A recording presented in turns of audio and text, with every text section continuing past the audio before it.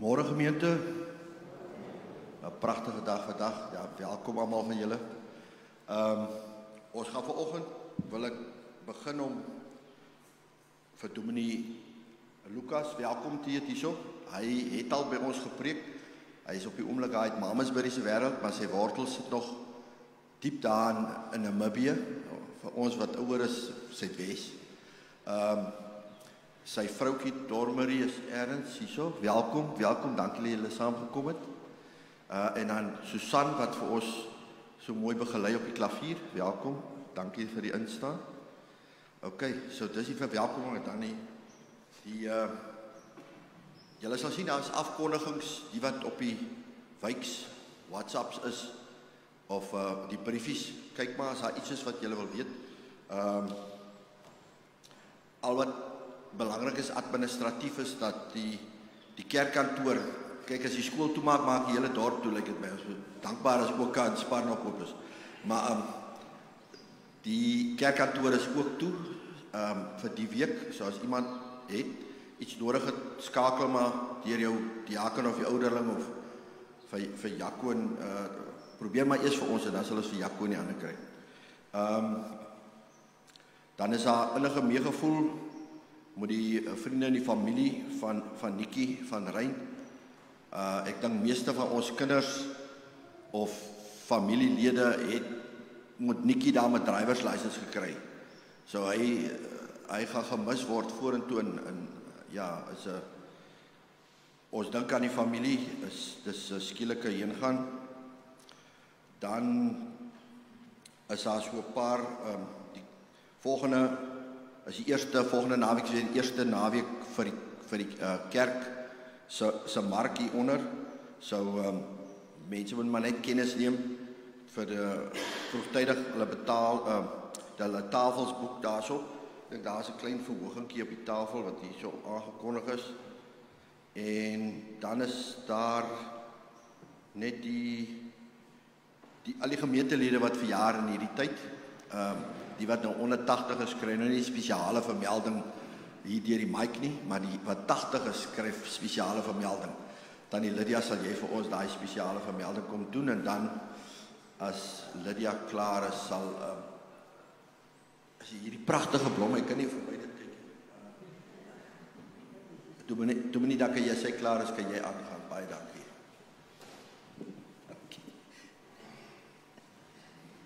Goeiemôre almal. Tannie Rita Kotse verjaar die 28ste, dan sal sy 88 wees en Kobus Loupsje verjaar die 29ste, dan sal hy 84 wees. En nou gaan ek vir 2 mense gelukwens wat sommer so na mekaar 80 word. Klaas en Anita nou. Maar ek weet Klaas, hulle gaan 'n bietjie weg. Hulle gaan by die kinders makkie hou vir die 80 verjaarsdag. So Anita verjaar die 2de Mei en Klaas verjaar die 11de Mei. Ek wil vir julle baie hartlik gelukwens, baie goeie gesondheid vir die jaar wat vorentoe is en veilig ry Anita en Klaas, hoor. Kom ons gee vir hulle lekker hande klap.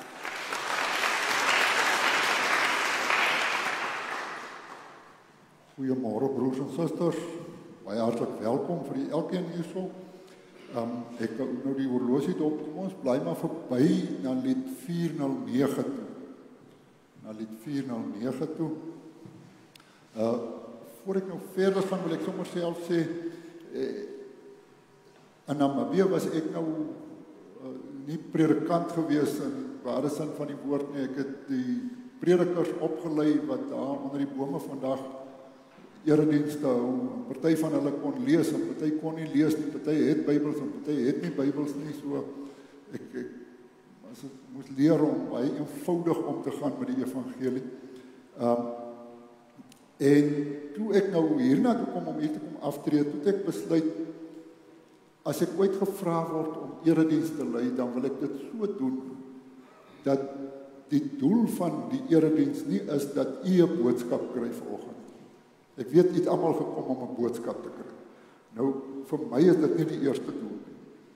Vir my is die eerste doel dat u so 'n boodskap kry, op so 'n manier, dat elkeen van u hier kan uitgaan, en het vir jou kleinkind gaan vertel, of vir jou mens wat saam met jou werk, of vir jou vriend of vriendin, dit moet so wees. Ek gril as ek hoor van mense wat hulle lewe lank in die kerk is en vir my sê, ek weet nie hoe om vir ander mense die evangelie te vertel.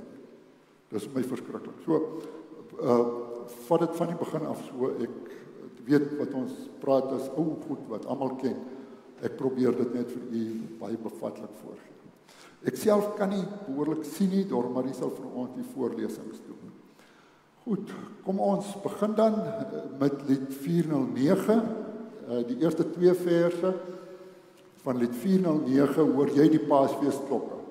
Broers en susters, as dit nie was, dat ons Here Jesus uit die dood uit opgestaan het, dat hy die dood oorwin het, dan sou ons nie vanoggend by mekaar gewees het nie, dan sou daar nie 'n kerk gewees het nie, oor die hele wêreld.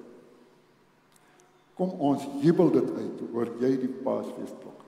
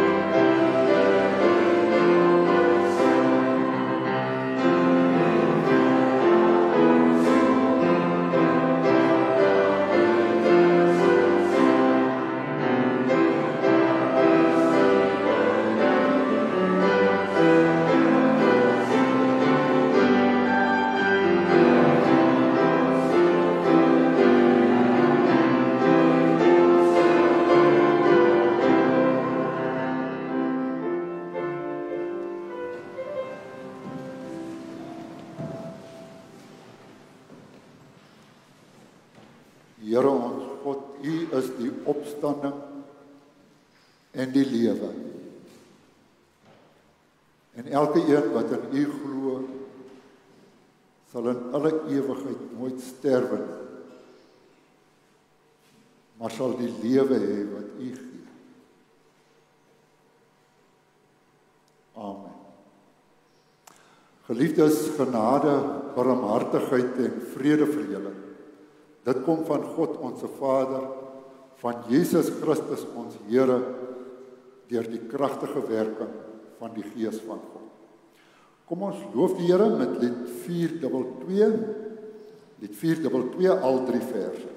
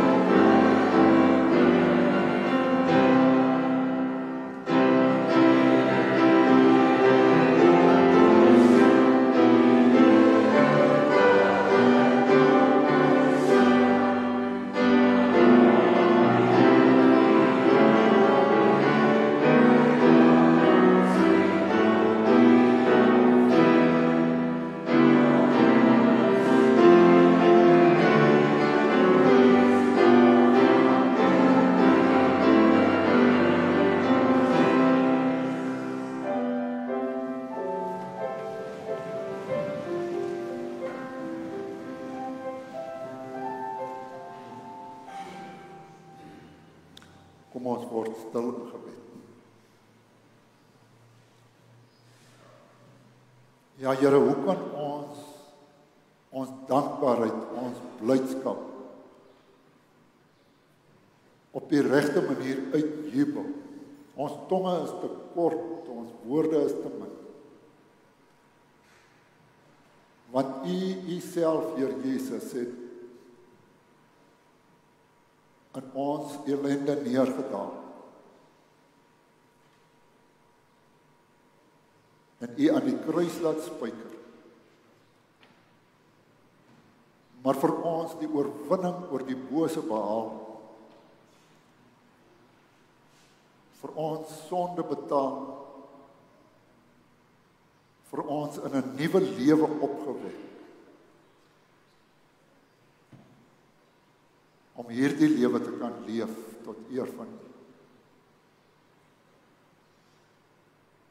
Dankie daarvoor.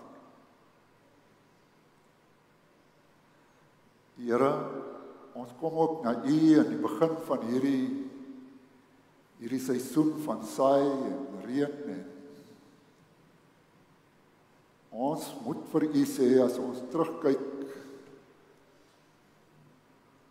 en na die realiteite van verlede jaar en ook sommer van 'n week of 2 gelede die vloede,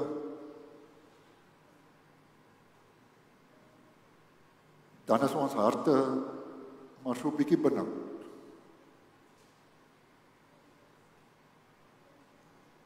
En daarom kom ons en ons sit voor U hierdie plantseisoen neer. En ons vra vir U, Here, U weet beter, U weet wat ons nodig het. Maar van ons kant af pleit ons vir reën op sy tyd, vir min skade, vir 'n oes, vir liggaamskrag, insig, wysheid om op die regte manier op te tree,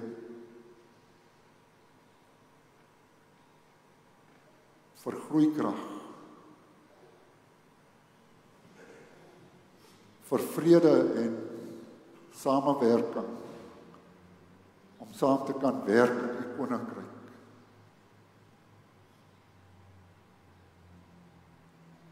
Here, help vir ons, sodat daar brood op die tafel kan wees. Ons bid vir hulle wat hierdie week voor 'n oop graf moet staan. Wil U daar troos. Vir daar waar daar siekte en beproewing is, wil U daar naby wees en krag gee.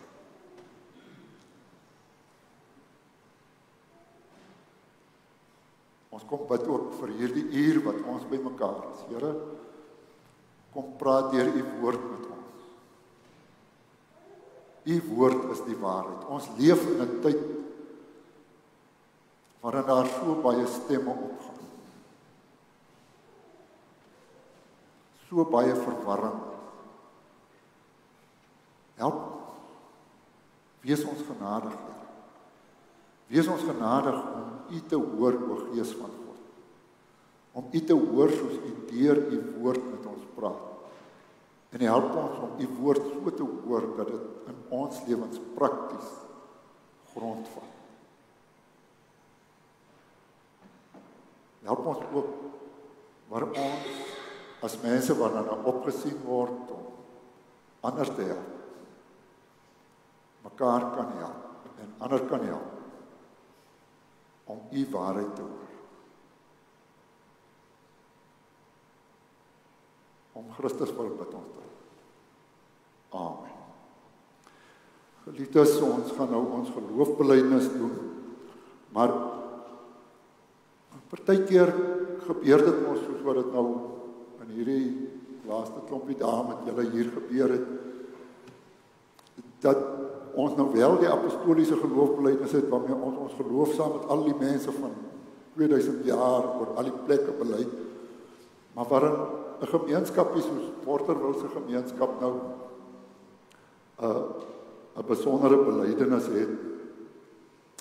En daarvoor wil ek vra dat ons na lied Psalm 93 blaai en lied 582. Psalm 93, 582.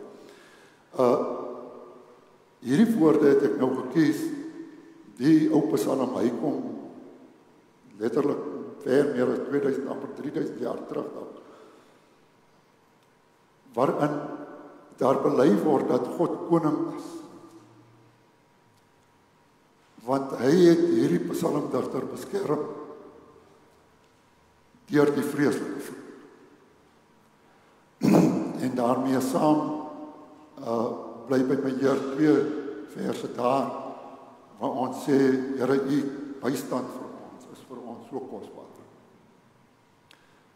Kom ons sing die verse soos hulle daar opkom.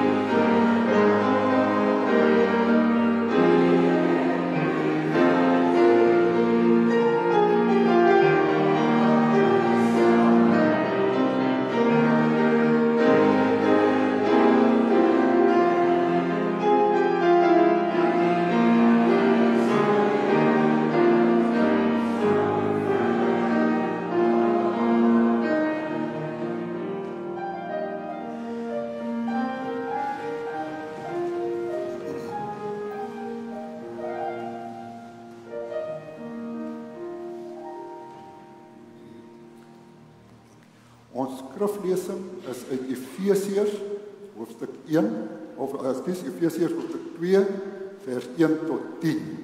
Deur Marie gaan vir ons voorlees.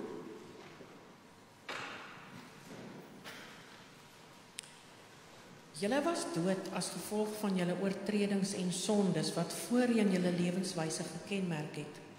Julle het gelewe soos hierdie sondige wêreld en julle laat lei deur die vors van die onsigbare magte, die gees wat daar nou aan die werk is in die mense wat aan God ongehoorsaam is. So het ons trouens vroeër ook almal gelewe. Ons is deur ons sondige begeertes oorheers en het gedoen net waartoe ons luste ons gelei het en wat in ons gedagtes opgekom het. Vanweë ons sondige natuur sou ons net soos die ander mense deur God gestraf moes word.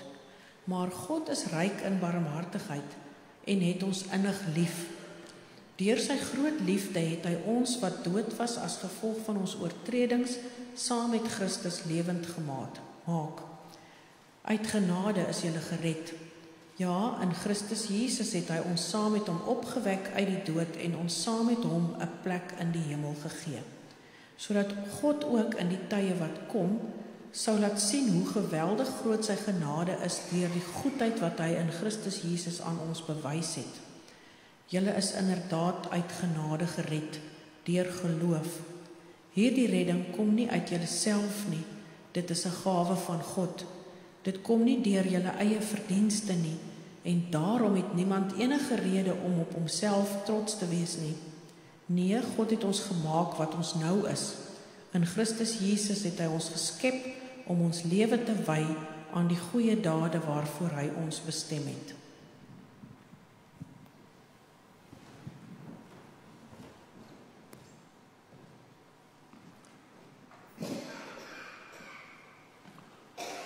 Broers en susters, die middel van hierdie stukkie wat ons gelees het, sê maar God is ryk in barmhartigheid. Hy het ons saam met Jesus uit die dood opgewek en vir ons saam met Jesus 'n plek in die hemel gegee.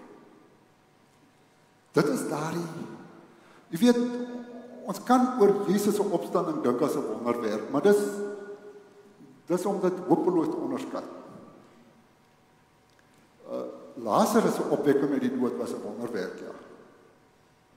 Jesus kom daar, Lazarus is aan die verrot, 4 dae in die graf, en Jesus roep hom uit, en daardie verrotte liggaam staan op, die hart begin weer klop, en hy's weer soos hy was. Maar let nou op, dis 'n wonderwerk, maar na die wonderwerk was Lazarus nog 'n mens, wat 'n sterflike mens. Hy het maar weer siek geword en dood gegaan, of oud geword, nee, Lazarus is dood. Maar wat het by Jesus se opstanding gebeur? By Jesus se opstanding is daar 'n voor en 'n na. Voor Jesus se opstanding was daar 'n toestand. En na sy opstanding was daar heeltemal 'n ander toestand. Die deel voor sê, julle was dood as gevolg van julle sonde. En julle was onder beheer van die bose magte, die duiwel en al sy bose magte. Julle was onder beheer van hierdie wêreld wat die duiwel volg, mense wat die duiwel volg, en julle het maar net so met die bondel saamgegaan. En hy sê, Paulus wat 'n Jood was, praat nou met mense wat uit die heidendom uit tot bekering gekom het, maar dan praat hy van homself ook, dan sê hy, en so het ons almal gelewe, want ons sondige aard het gemaak dat ons sondig, net doen wat verkeerd is, ons wil doen en ons wil was sonde. Maar nou is julle opgewek in 'n nuwe lewe. En hierdie nuwe lewe lyk heeltemal anders, uit genade toegewy aan God. Ek gaan nie nou vandag baie oor die nuwe lewe praat, maar ek wil hierdie eerste deel, want in daai eerste 3 verse vat Paulus die hele Genesis 2 tot 6 in 3 versies bymekaar. En daarom wil ek dat ons oor dat ons eers goed verstaan, wat was die toestand wat verander het na die ander toestand. Wat het met Jesus se opstanding dan nou so verander? Nou goed, kom ons gaan gou-gou. In Genesis 2 begin hy, dan sê, ek gaan nou maar vinnig, nee, want anders kom ons nie vanaand hier weg. God het grond gevat en hy het die mens gemaak. En toe het hy vir die mens die lewensasem, vir daai kleipop wat hy gemaak het God self sy asem ingeadem en vir hom so 'n lewende wese gemaak. En dan sit hy die mens in die tuin, hy sê vir hom, jy kan van al die bome eet vrylik, 2 bome wat jy nie van mag eet. Die boom van alle kennis, die boom, ek sê alle kennis, die boom van kennis van goed en van kwaad. Julle sien hoe ek dit wys. En dis alle kennis. Die boom van kennis van goed en van kwaad. Daarvan mag julle nie eet. As julle daarvan eet, wat gaan gebeur? Julle gaan sterf. Julle gaan nie sterflik word nie, julle gaan doodgaan. Dan sê, bewerk die tuin, pas dit op, en dan sien God die mens alleen glad nie goed nie, en hy maak die diere. Hoe maak hy die diere? Hy vat weer die stof van die aarde, hy maak die diere. Maar hoe maak hy hulle lewendig? Nie deur vir hulle asem van hom te gee nie, net deur hulle van die stof te maak en hulle lewendig.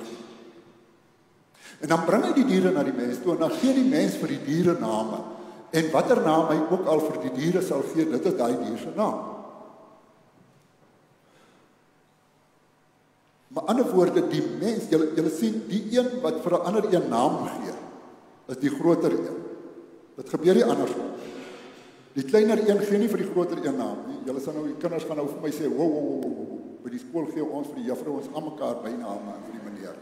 So stadig nou, dit werk nou nie heeltemal net so nie. Maar julle verstaan, die eintlike ding wat hier gekommunikeer word, dat die mens vir die diere name gee, is die mens heers oor die diere. Genesis 1 sê dit ook. God sê vir die mens, jy moet heers oor die diere. En so heers die mens oor die diere. Maar let op, daar's 'n reuse verskil tussen mens en dier. Mens en dier is dieselfde daarin, dat ons hierdie lewe, hierdie lyf lewe. Die ouens van die evolusie sê vir ons is so 98% bobbejaan, Ek het vir hulle nuus, ons is 100% bobbejaan. Ons is van presies dieselfde stoffasie gemaak. As jy my in 'n bobbejaan mannetjie vat, en jy kyk waarvan is hierdie liggaam saamgestel, is dit 100% dieselfde ding, as net bietjie meer hare by hom as met my. Miskien het hy nog bietjie meer brein ook as ek weet. Maar ons en die diere is van dieselfde stoffasie, die grond van die aarde gevat en ons gemaak. En ons het dieselfde as die dokter en die veearts studeer in die eerste jaar op universiteit baie vakke presies dieselfde.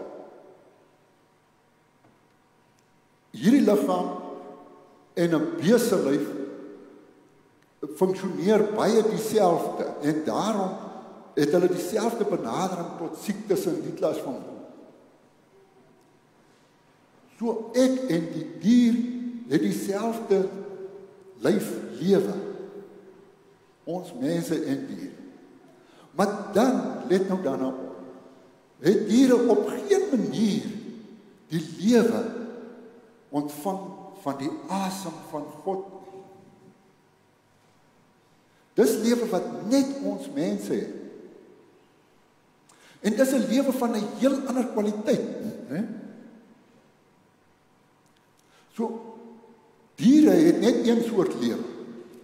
Kom ek noem dit lyflewe, biologie lewe. Dis al lewe wat 'n dier het. As hy dood is, hy dood, dan kom maar slagskap eet op, Maar ons mense het lyflewe, soos die diere. Maar dan het ons ook, kom ons noem dit, die asem van God lewe. En waaroor gaan dit? Dit gaan daaroor dat ons met God dieselfde gees as God het. Nie dat ons God is nie, maar dat God se gees in ons kom. En vir ons geestelike lewe gee, waarmee ons in 'n verhouding tot God kan staan. En waarin ons in daardie verhouding, en hy werk so, kom ek wys vir julle. Dis hoe die, moet ek so staan, dat 'n bietjie van julle my ook kan sien. Dis hoe die lewe voor God lyk. Dis 'n lewe in afhanklikheid van God. Waarin ek opsien na God, waarin ek nie as 'n gelyke met God, Here, dis nou gaaf dat dit nou so is, maar my omstandighede moet U tog verstaan, dis 'n bietjie anders. Here, hoekom lyk die wêreld so as U 'n liefdevolle God is? Dit is nie so 'n lewe nie, dis 'n lewe in afhanklikheid van God. 'n Afhanklikheid waar ek na God luister, nie luister om my opinie te gee nie, maar luister om te hoor wat hy wil hê. En as ek hoor wat hy wil hê, dan doen ek dit. Ek gehoorsaam dit. 'n Afhanklike verhouding, 'n gehoorsaamheidsverhouding. Dit is die lewe in verhouding met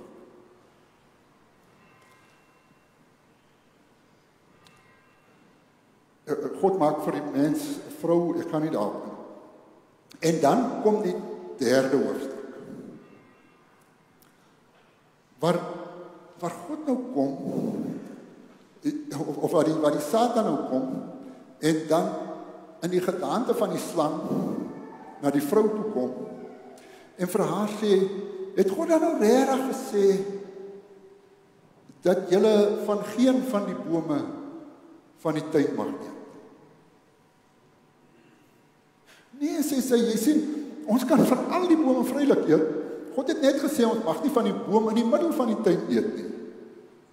Die dag as ons daar eet, dan gaan ons doodgaan. Nee, sê die duiwel vir haar, maar jy verstaan die ding nou verkeerd, jy weet. God lieg vir julle. Hy ontneem julle juis die lewe. Want die ware lewe is 'n lewe waar jy nie net die goeie ken wat God vir jou vertel, maar waar jy ook die kwade ken. Waarin jy 'n bietjie alle dinge gaan ondersoek.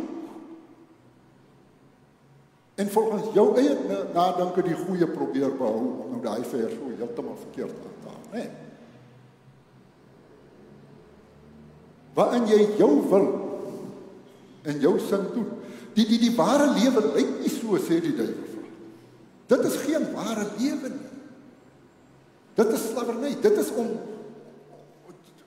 Nee man, as julle van die boom eet, dan sal julle soos God word, deur alles te ken. Julle kan so lewe, julle kan julle rug op God draai, julle kan sonder God laat. En deur alles te ken, kan jy jou eie lewe in jou eie hande neem, en jy kan jou ding doen soos jy hom wil.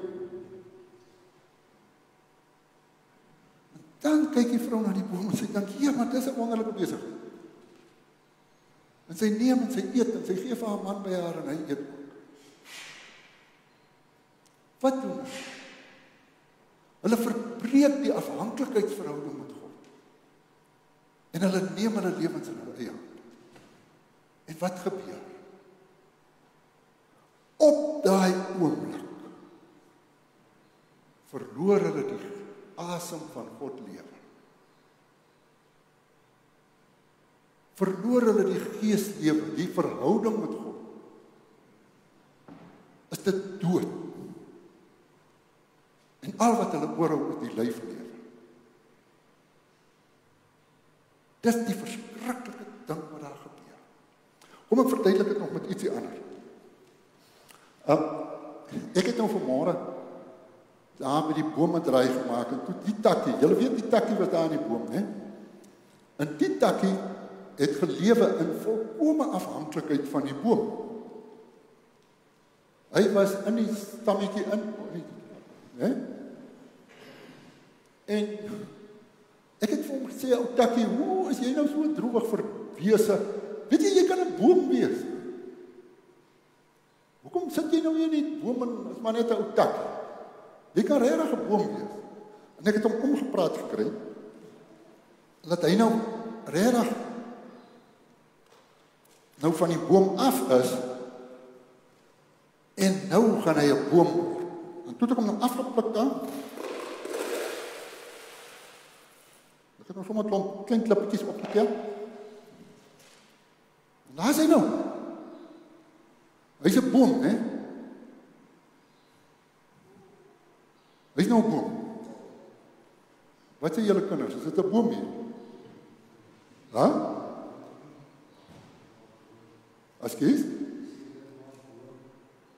Laat ek hoor, wat sê die groter kinders? Ek sien hulle skud die kop. Wat is dit? Dis 'n dooie takkie. Ek het hom doodgemaak. Toe ek hom omgepraat het, om die band met die boom te breek, toe is hy dood. Hy lyk boom, ja, vir homself ook dan. Maar kom ons los hom tot môre. En 'n week. Broers en susters, dit is wat ons oorgekom het.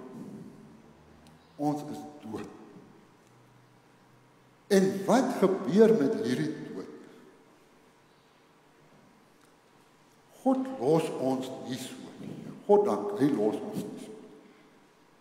God kom na die mens toe, en hy sê, die mens hol weg en hy probeer regmaak, hy probeer rokkies ommaak met blare om hierdie verkeerdheid. Nee, as God by Genesis 2 sê, die mens was kaal en hy was nie skaam nie, dan sê hy, die mens het nie geraamtes in die kas gehad. Daar was niks waaroor hy skaam hoef te gewees het. Daar was nie fout. Alles was reg. Maar nou die mens geraamtes in die kas. Daar's nou goed waaroor hy skaam is, wat hy nie kan oop en bloot sê, en wat ander mense, God self glad nie moet sien. En dan het hy nou die verwaandheid om te dink, hy kan nou met vye blare en agter bossies wegkruip, kan hy sy kaalheid wegsteek, sy sonde wegsteek. Maar dis nie moontlik. En God kom dan en roep vir hom. En sê, waar is jy? Wat gaan dan? Dan sê ek, is kaal. Dan sê hy nou, wie het nou vir jou gesê, is kaal? Jy het nou van die boom geëet. Ja. Sê, maar dit is, wat is die fout? Dus, was hierdie vrou wat u vir my gegee het, wat die moeilikheid maak. Die moeilikheid begin toe u vir ons gemaak het. Dis nie my fout, dit is u fout. Hoor jy dit vandag nog? Die wêreld lyk so, nie oor mense se skuld, oor God se skuld. Dis nie ons fout nie, dis sy fout. Die mens is 'n wonderlike wese. Maar jy sien wat dit, hè? Dis nie 'n redenasie van hier af. Dis 'n redenasie van hier af. As jy geestelik dood is, dan is dit die redenasie. God vra vir die vrou wat jy aangevang, nee, sy slang het af omgepraat, en dan sê God vir die slang, omdat jy dit gedoen het, gaan jy nou op die grond sy. Jy wat duiwel was, het gedink jy kan die skepping kom oorvat en jouself verhef en die heerser van hierdie skepping word en vir God onttroon en die mens nou kry, dat die mens so voor jou leef as duiwel en nie voor God so leef. Dat die mens teenoor God hierdie houding inneem, van los maar vir God en ek gaan my eie ding doen.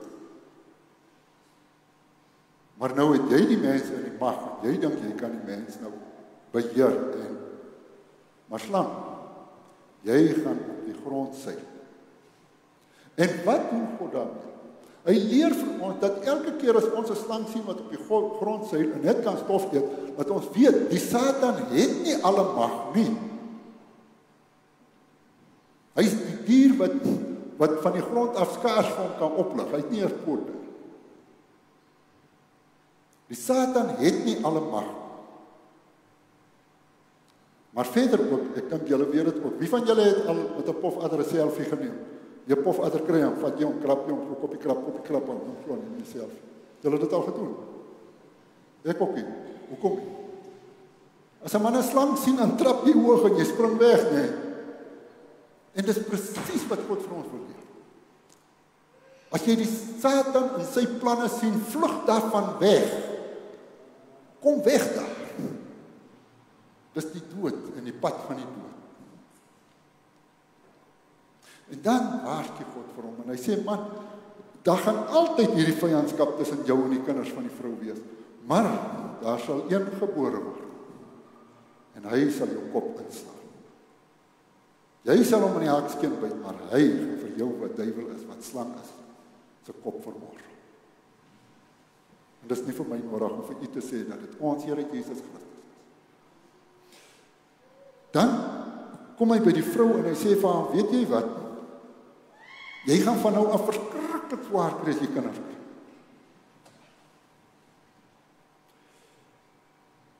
Dit gaan nie vir jou maklik wees nie. En na jou man gaan jou hinkering wees, maar hy gaan baas speel oor jou. Jy sien, die vrou het ons nou so geleef, né, voor God. En toe sê sy, ek wil so leef.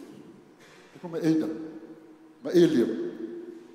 En nou sê God vir haar, luister, as jy nou so loop, en jy kom by daai dag wat jy 'n kind kry, dan gaan jy so staan en sê, Here, ek kan dit nie doen. Kom help. Goeie vriendin van my sê, ek gaan by haar om en sy moet gaan vir haar bevalling. En ek sê vir haar, kom ons bid saam vir die ding en nadat sê sy vir my, ja, dit is so. As jy nou gaan en die pyne en die goed kom, dan sê jy, Here, jy moet my help. Ek kan dit nie doen nie. Help my asseblief. Here, help tog. Met my eie krag kan ek nie hierdeur gaan. En dan sê sy, dan help die Here jou dat die kind gebore word. En dan sit jy met daai babatjie in jou hande. En dan sê jy, Here, help. Ek kan hierdie kind nie alleen groot maak. Jy sien, wat is die prentjie wat ons hier sien? Vrou wat sê, ek kan my eie ding doen. En God wat sê, Aikona, ek gaan vir jou klein maak. Ek gaan jou weer van my afhanklik maak. Jou omstandighede gaan vir jou weer. Jy gaan na 'n man soek om my plek vol te maak. Maar hy gaan baas speel oor jou. En ook dit gaan vir jou menige man op jou knieë voor my. En vir die man sê, jy gaan nou swaar kry, jy gaan nou pylgoed en dubbeltjies en vloede, wat nog alles. Droogte, moeilikheid, gaan jy nou genoeg hê. Hoekom? Sodat die man sy afhanklikheid voor God besef. Dat hy kan agterkom, ons kan nie hierdie seisoen so aanpak nie, nee, ons ken van die porterwilboer ons lekker man, los aan, sonder God.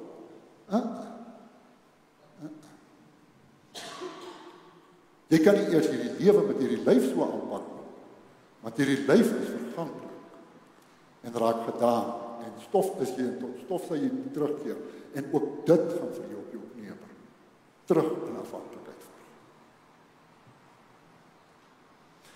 En dan word die eerste kind gebore met die naam Kain, die tweede een Abel. En Kain en Abel bring offers vir die Here. En dan staan daar, Kain het nou van die graan gebring, Abel het van 'n boklammetjie gebring, of so, skaaplam, ek weet nie. En daar staan, baie belangrik, Abel het die vet gebring van die lam.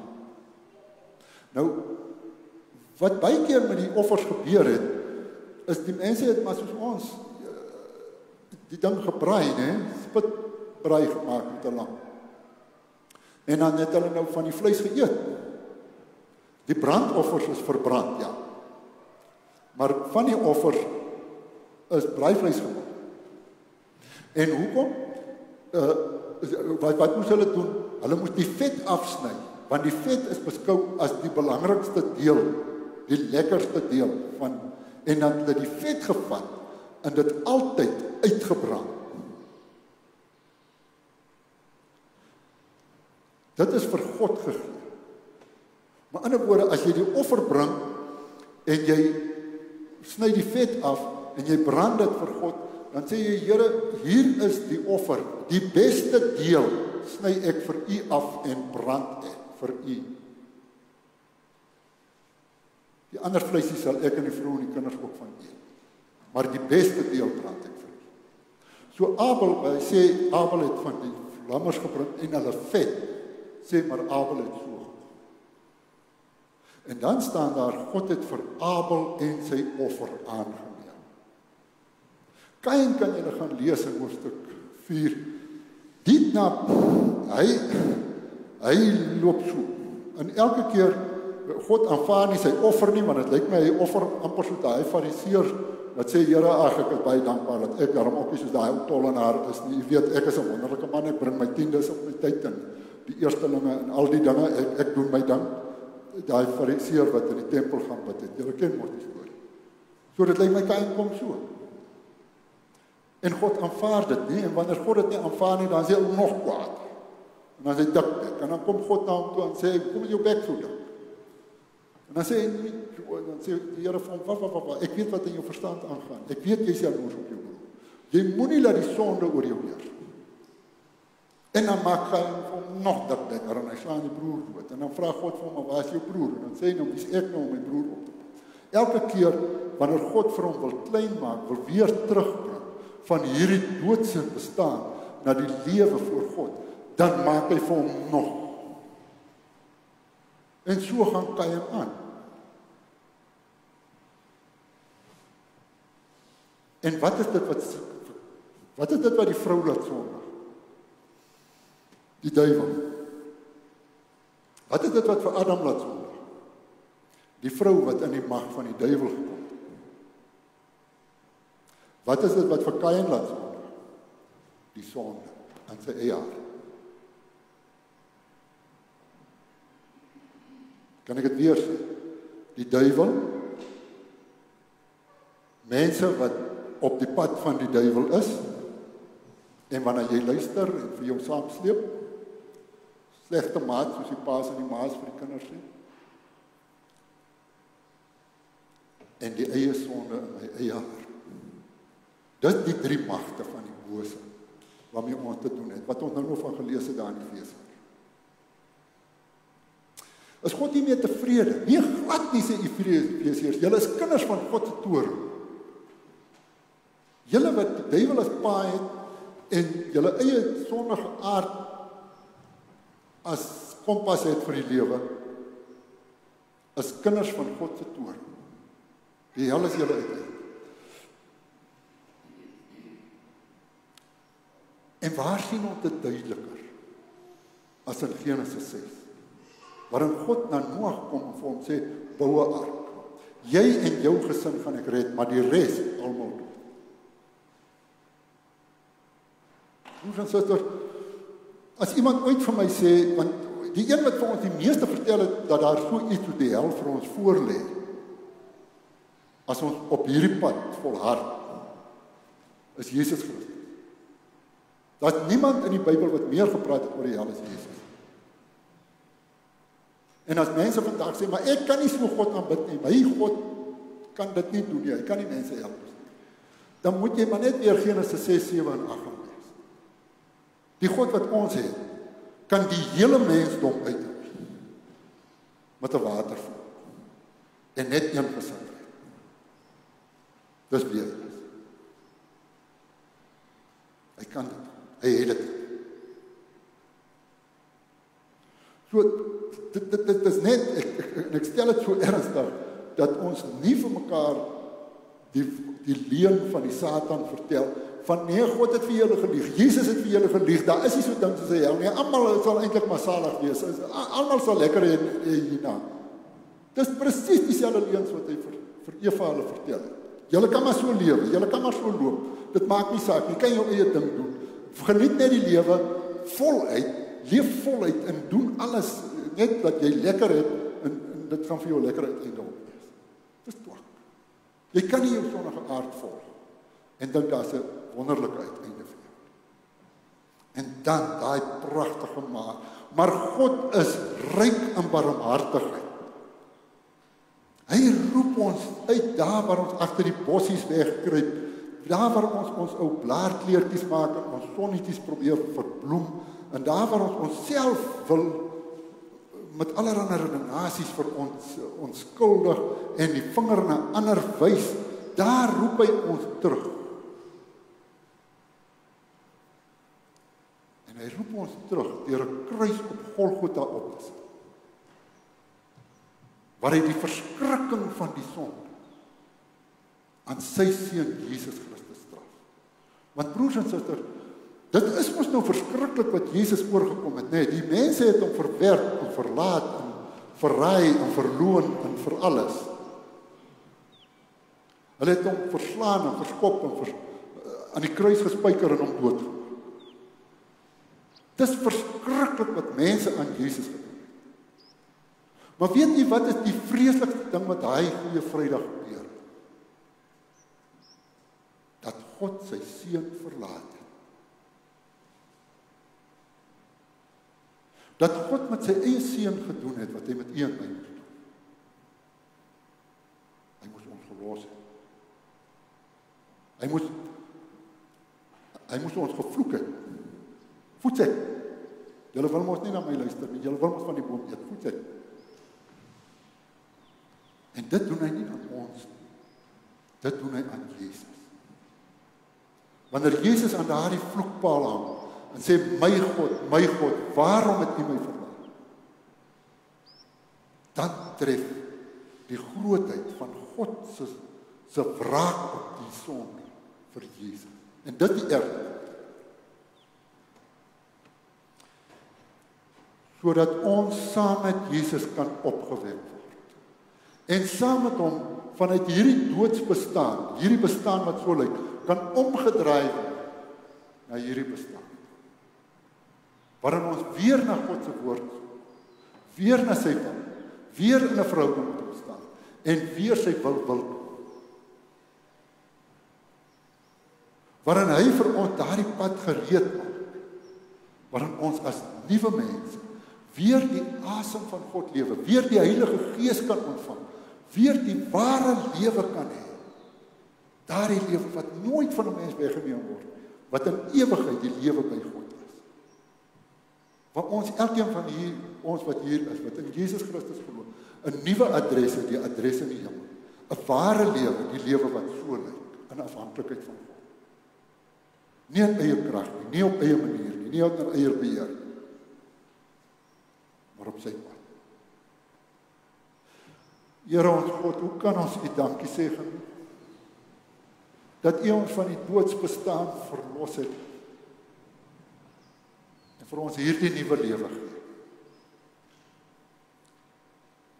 Ja, die geeslewe kom teruggee, die verhouding met u kom teruggee. Here, dat u vir ons wat ons amper self vermors het, dat ons erger as diere weer kom omdraai. Kom skepsels maak wat in afhanklikheid van u kom soek na u wil. Here, daar is so baie stemme van die wêreld af, selfs stemme uit ons eie geleedere in die kerk wat vir ons so verwar. Help ons om te sien watter van daai stemme kom van die duiwel en watter kom van u. Dankie vir u woord wat vir ons die pad wys, wat vir ons die lig op hierdie pad is. Here, kom in deur u Gees, kom werk in ons harte, kom plant u liefde in ons lewe, sodat ons aan u toegewy kan leef. 'n Lewe, ja die lewe, die enigste lewe wat tot u eer kan wees. Dankie dat u dit vir ons gee uit genade. En dat u vir ons skep om te wees soos ons nou is. Amen. Kom ons dien die Here met ons offergawe.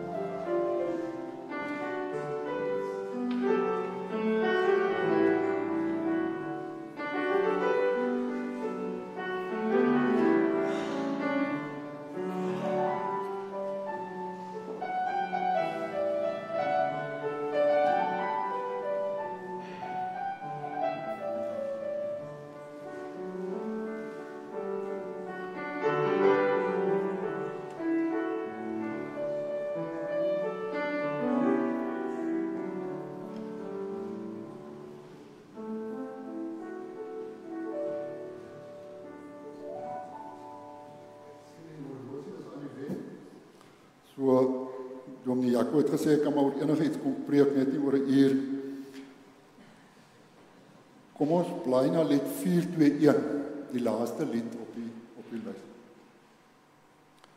Lied 421. Ons sing al 3 verse, dis ons slotlied.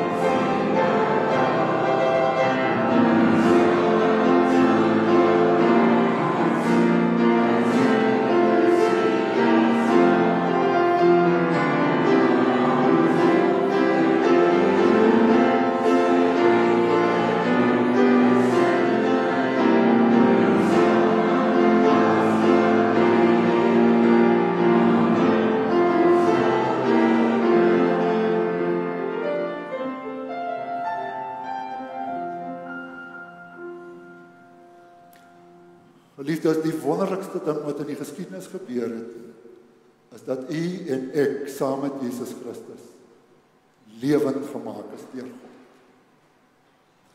Mag hy deur die werk van sy Heilige Gees, deur die opstandingskrag van Jesus Christus en deur sy liefde in ons lewens tot stand bring, wat vir hom aanneemlik en volmaak is.